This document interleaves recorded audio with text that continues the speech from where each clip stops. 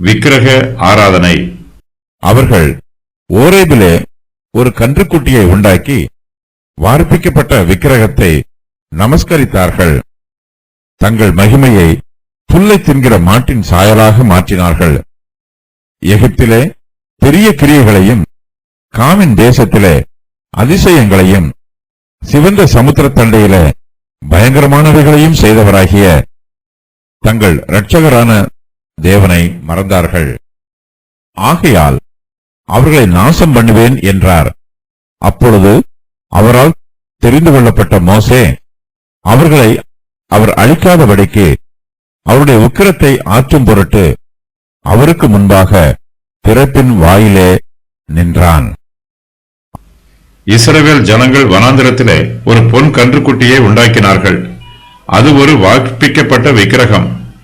அதை அவர்கள் தங்கள் தெய்வமாக நமஸ்கரித்தார்கள். இந்த சம்பவம் ஓரேபிலே நடைபெற்றது. இதே ஓரேபில்தான் கர்த்தர் தம்முடைய பிரமாணத்தை இஸ்ரவேல் ஜனங்களுக்கு கொடுத்தார். 10 கட்டளைகளில் ஒரு கட்டளையாக, என்னை அன்றி உனக்கு வேறே தேவர்கள் உண்டாயிருக்க வேண்டாம். மேலே வானத்திலும் கீழே பூமியிலும் பூமியின் கீழ் தண்ணீரிலும் உண்டாயிருக்கிறவைகளுக்கு ஒப்பான ஒரு சொரூபத்தை ஆகிலும் யாதொரு விக்கிரகத்தை ஆகிலும் நீ உனக்கு உண்டாக்க வேண்டாம். நீ அவைகளை நமஸ்கரிக்கவும் சேவிக்கவும் வேண்டாம். உன் தேவனாகிய கர்த்தராய் இருக்கிற நான் எரிச்சலுள்ள தேவனாய் இருந்து என்னை பகைக்கிறவர்களை குறித்து பிதாக்களுடைய அக்கிரமத்தை பிள்ளைகளிடத்தில் 3ஆம் 4ஆம் தலைமுறை மட்டும் விசாரிக்கிறவராய் இருக்கிறேன் என்னும் கட்டளையை கர்த்தர் கொடுத்தார். யாத்திராகமம் 20:3 முதல் 5 வரை. இந்த கட்டளையில் 2 பகுதிகள் உள்ளன. அவையாவன, விக்கிரகத்தை உண்டாக்கக்கூடாது, அந்த விக்கிரகங்களை நமஸ்கரிக்கவும் சேவிக்கவும் கூடாது. ஆனால் இஸ்ரவேல் ஜனங்களோ இவ்விரண்டு கற்பனைகளையும் மீறிவிட்டார்கள். அவர்கள் ஒரு கன்றுக்குட்டியை உண்டாக்கி வார்ப்பிக்கப்பட்ட விக்கிரகத்தை நமஸ்கரித்தார்கள். கர்த்தருடைய பிள்ளைகள் அவருடைய வார்த்தைக்கு கீழ்ப்படிய வேண்டும். நம்முடைய நன்மைக்காகவே கர்த்தர் நமக்கு பிரமாணங்களை கொடுத்திருக்கிறார். கர்த்தரே சர்வ ஆளுகை உள்ளவர். அவர் தம்முடைய சித்தத்தின் பிரகாரமாய் நம்மை நீதியாகவும் பரிசுத்தமாகவும் ஆளுகை செய்கிறார். கர்த்தர் மனுஷருக்கு மகிமையை கொடுத்திருக்கிறார். ஆனால் இஸ்ரவேல் ஜனங்களோ தங்கள் மகிமையை புல்லை தின்கிற மாட்டின் சாயலாக மாற்றினார்கள். எகிப்து தேசத்திலே ஆபிஸ் என்னும் தெய்வத்தை வணங்கினார்கள். அது பொன்னால் செய்யப்பட்ட விக்கிரகம். அந்த விக்கிரகத்தின் உருவம் புல்லை தின்கிற மாட்டின் சாயலாக இருக்கும். அதே போன்ற விக்கிரகத்தை இஸ்ரவேல் ஜனங்கள் வனாந்திரத்திலும் உண்டாக்கினார்கள். கர்த்தருடைய பிரமாணத்திற்கு விரோதமாய் இஸ்ரவேலர்கள் துணிகரமாய் பாவம் செய்தார்கள். கர்த்தருடைய பிரமாணம் இன்னது என்று தெரிந்திருந்தும் இஸ்ரவேலர்கள் அதற்கு கீழ்ப்படியாமல் கர்த்தருக்கு விரோதமாய் கலகம் பண்ணுகிறார்கள். தேவனுடைய தெய்வீக வெளிப்பாடு இஸ்ரவேல் ஜனங்களுக்கு வெளிப்படுத்தப்பட்டது. தேவன் தம்முடைய வார்த்தையின் மூலமாகவும் அவர்களோடு பேசினார். தம்முடைய கிரியைகளின் மூலமாகவும் தம்மை அவர்களுக்கு வெளிப்படுத்தினார். எகிப்திலே கர்த்தர் பெரிய கிரியைகளை செய்தார். காமின் தேசத்திலே அதிசயங்களை செய்தார். சிவந்த சமுத்திர தண்டையிலே பயங்கரமான கிரியைகளை செய்தார்.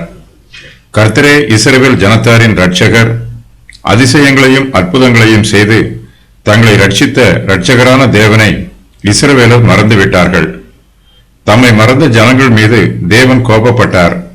அவர்களை நாசம் பண்ணுவேன் என்று கர்த்தர் தம்முடைய கோபத்திலே சொன்னார். மோசே இஸ்ரவேல் ஜனங்களுக்காக பரிந்து பேசினார். அவர்களை அழிக்காதபடிக்கு கர்த்தருடைய உக்கிரத்தை ஆற்றும் பொருட்டு கர்த்தருக்கு முன்பாக மோசே திறப்பின் வாயிலே நின்றார். மோசே தேவனால் தெரிந்து கொள்ளப்பட்டவர். மோசேயின் பரிந்து பேசும் ஜெபத்தை கர்த்தர் கேட்டு தம்முடைய உக்கிரத்தை ஆற்றினார்.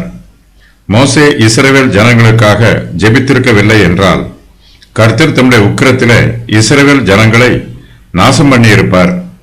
மோசேயின் ஜெபத்தை கேட்டு கர்த்தர் தம்முடைய உக்கிரத்தை ஆற்றினார். அவர்களை நாசம் பண்ணாமல் விட்டுவிட்டார். ஜெபம் வல்லமையுள்ளது. தேவனால் தெரிந்தெடுக்கப்பட்டவர்கள் கர்த்தருடைய சமூகத்திலே விழித்திருந்து ஜெபிக்க வேண்டும். இடைவிடாமல் ஜெபிக்க வேண்டும். நம்முடைய ஜெபத்தின் மூலமாய் தேவனோடு ஐக்கியமாய் இருக்க நமக்கு ஒரு சிலாக்கியம் கிடைத்திருக்கிறது. நம்முடைய ஆத்மாவின் பிரயோஜனத்திற்காக இந்த சிலாக்கியத்தை பயன்படுத்திக் கொள்ள வேண்டும்.